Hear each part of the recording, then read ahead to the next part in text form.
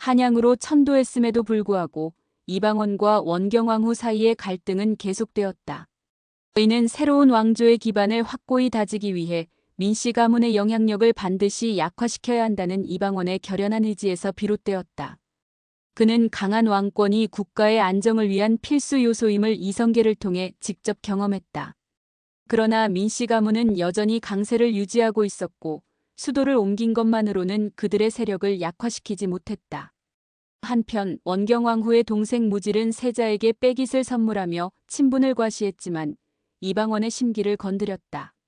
왕실 내 권력 다툼이 치열한 상황에서 무질의 행동은 단순한 호의로 보기 어려웠고 정치적 의도가 담긴 것으로 해석되었다. 이에 이방원은 즉시 세자로부터 빼깃을 빼앗았으며 단순히 걷어들이는 것에 그치지 않고 하루 5시간 독서를 하면 돌려주겠다는 조건을 내걸었다. 이러한 상황 속에서 무질과 이방원의 측근 이숙번 사이의 갈등이 격화되었고 결국 물리적 충돌로까지 번졌다.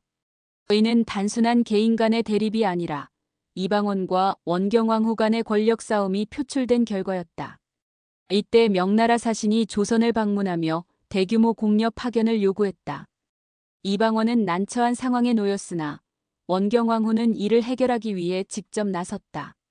그녀는 권선을 이용해 조선의 곡물관리 체계에서 발생한 부패를 밝혀내며 명나라 사신들을 압박했다. 또한 원경왕후는 채령을 이용해 사신들에게 은밀히 뇌물을 전달하며 이를 태감에게 비밀로 하겠다는 조건을 내걸어 협상을 시도했다.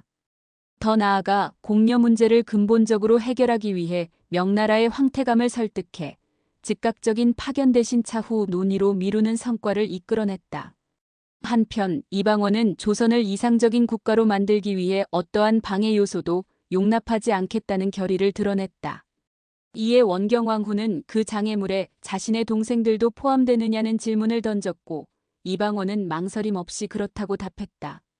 이어 세자가 그의 길을 막는다면 어떻게 할 것이냐는 물음에도 그는 단호하게 같은 대답을 내놓으며 권력 강화를 위한 의지를 분명히 했다.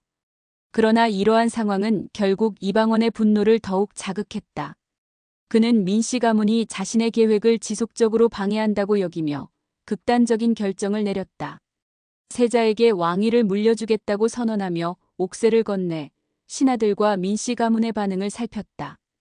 이는 단순한 양보가 아니라 상대를 압박하는 고도의 전략이었다. 이에 원경왕후는 민씨 가문과 세자의 몰락을 막기 위해 적극적으로 대응했다. 그녀는 이방원에게 강하게 맞서 왕위 계승 계획을 철회하도록 압박했고 세자의 안전을 보장하라는 분명한 메시지를 전달하며 상황을 주도했다. 한편 조선 사회에서는 백성들이 생계 문제로 인해 간호로 전락하는 사건들이 발생하고 있었다.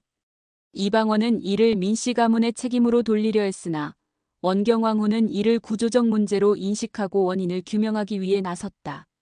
조사 끝에 그녀는 밤골 김씨를 중심으로 한 종친 세력이 혼란을 조장하고 있음을 밝혀냈다. 이후 이방원이 세자에게 왕위를 물려주겠다는 뜻을 철회하자 원경왕후는 즉시 궁궐로 향해 동생들의 군권을 포기하게 했음을 알렸다.